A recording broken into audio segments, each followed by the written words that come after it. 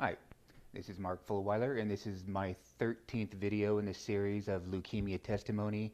And this one is on both the obtaining of a bone marrow donor and the actual infusion of the stem cells.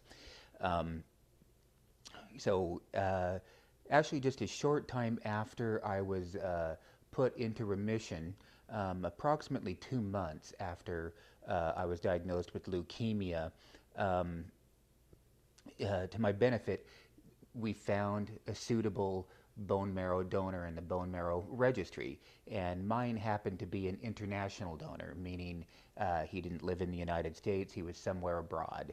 And since I am of Northern European descent, chances are this person is from, say, Germany, Finland, Norway, somewhere in Northern Europe, an assumption.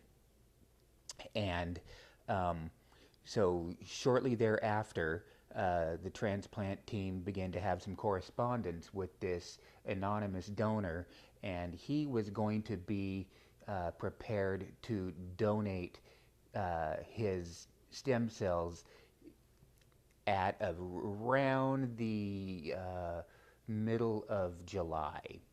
And so we targeted a stem cell infusion on July 21st.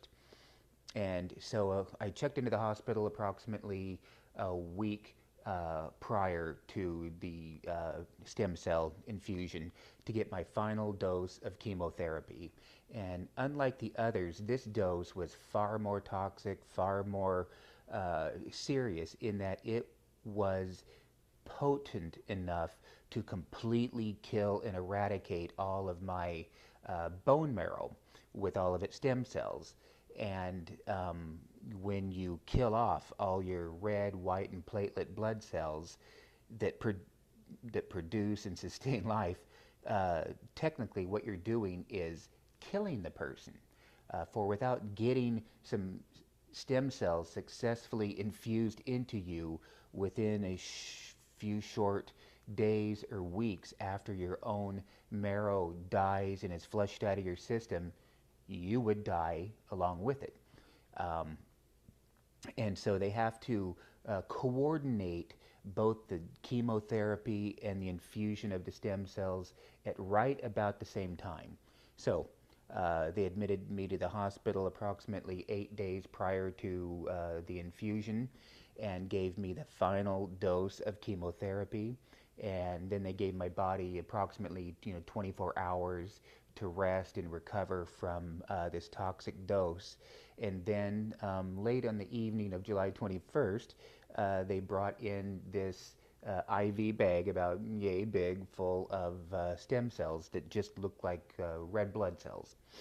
And that was about at 11 p.m. and they hung it on the IV pole and connected it to my IV lines in my arm, and without any fanfare, they began to drip this donor's stem cells into me. The process took approximately 2 hours, and present with me were my wife and a stem cell physician to monitor how I was accepting these stem cells. Was I going to go into shock? Was my body going to reject it? Were the stem cells going to reject me? She was there to respond to anything negative that may happen. Well, after a couple hours, the infusion was complete.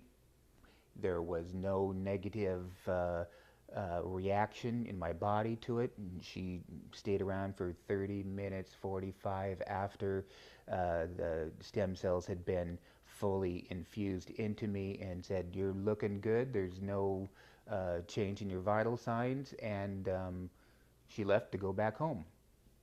And that was the gist of it. A very simple, non-dramatic procedure. My wife was put at peace. She went back to the hotel where she was staying, and I turned off the lights and went peacefully to sleep. And that was the extent of receiving the stem cells. A very simple procedure. It didn't hurt. It wasn't worrisome. Um, it was just a straightforward procedure. And fortunately for me, the donor's stem cells, the DNA, were such a good match that there was no reaction. There was no reaction. And, um, and that was out of about 111 possible matches. The stem cell team at OHSU reduced it to the three best donors, and then they chose this one who they believed was going to be a good match. So um, that is my view of the actual procedure. It was pretty simple, non-dramatic.